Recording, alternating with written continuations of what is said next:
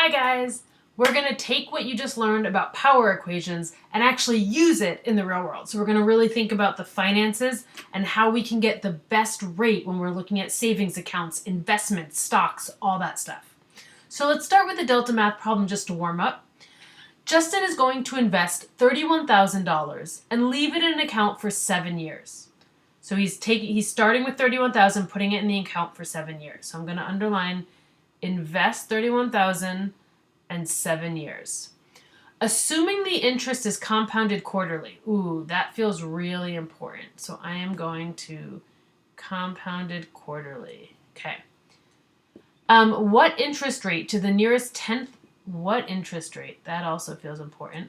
To the nearest tenth of a percent would be required in order for Justin to end up with $45,000. So what's happening here? Well, he's starting with $31,000 and he invests the money and he leaves it for 7 years. His goal is to end up with $45,000. So he wants his money to grow all the way to $45,000. But what we don't know is the interest rate because it says here, what interest rate? So that tells us that the rate is unknown. That means that we are going to have R as the variable. So R will be the variable. Okay. An important thing was that it said compounded quarterly. The minute I see the word compound, I know I'm going to my compound formula. So I come back to this formula, and that's the formula I'm going to use in order to set this up. So I need to know what each variable is. The Y is the total after t years. That's how much he wants to have at the end. Well, this is how much he wants at the end, $45,000. So I put that here for Y, $45,000. That's the total at the end. The P is the initial investment. How much does he invest at the beginning?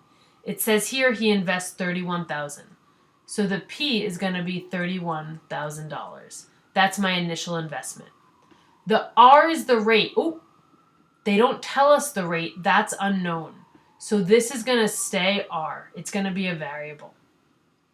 The N, that's the compounding word. N shows up here and here. So that's how many times is it compounded? It says quarterly. I look for quarterly, and it tells me that right there what my N is. So quarterly means 4 times a year. And lastly, T is time. So how long is it staying in the account for? 7 years. So that's going to be 7 years. All right. So all of that stuff is really important. We know that it's 7 years. The 4 is compounded quarterly. R is the rate, my initial investment, and the total at the end. So now all I'm going to do is start plugging everything in. So I start with the Y equals, so that's that number. So I start with 45,000 equals. The P comes next, so I'm just plugging in. Okay, so I've done this, I wrote this, and I wrote this. Next is a parenthesis, 1 plus. So I put parenthesis, 1 plus.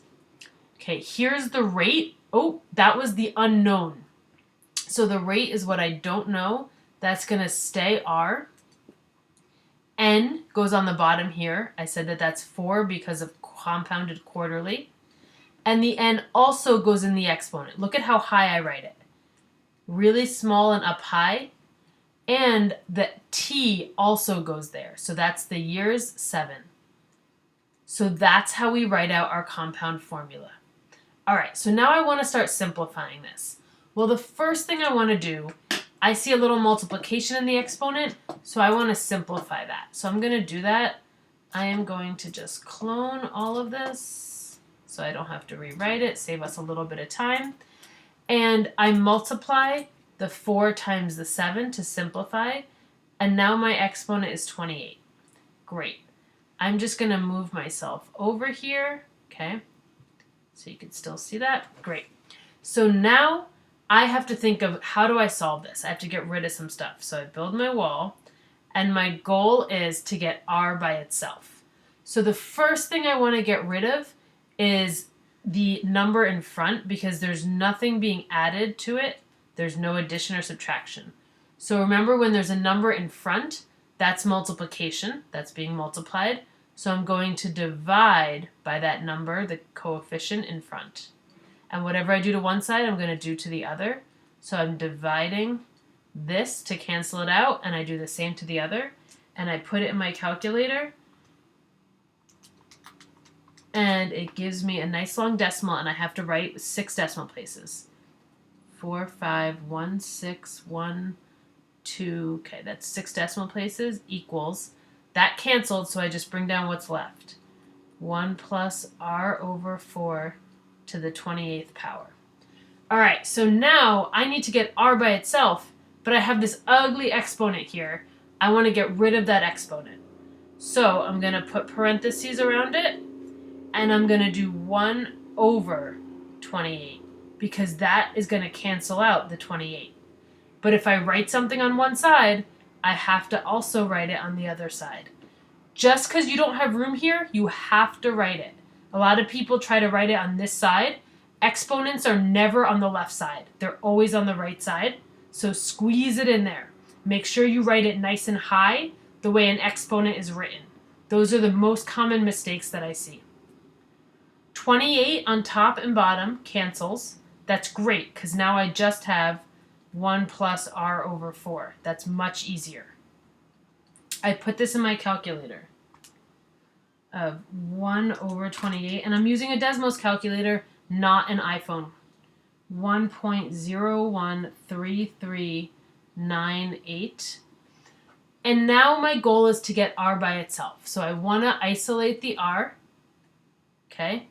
And so I have to think, what do I have to get rid of? Well, I have to get rid of this 1 in front. Just like solving an equation, you get rid of addition or subtraction.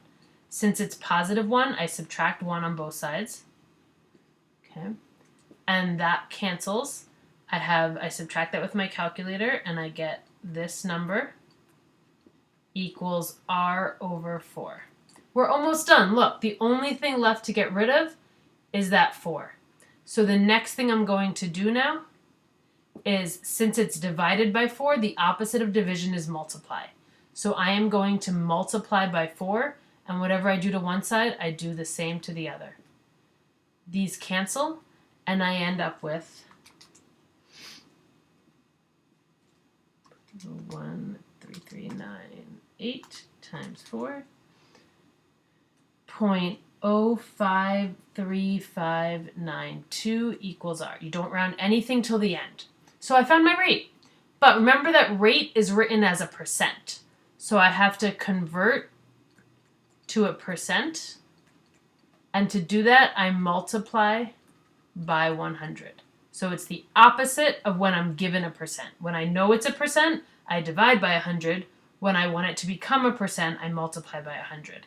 So I multiply this number by 100, and I get 5.3592 for the rate with a percent sign. And I want to round it to the tens place, because that's what they said to do in Delta Math. So this is the tens place. The next number, 5, tells the 3 to go up, so it becomes 5.4%. And that's what I would put into my Delta Math. That's it. Have fun, practice, because I want you to all become as rich as you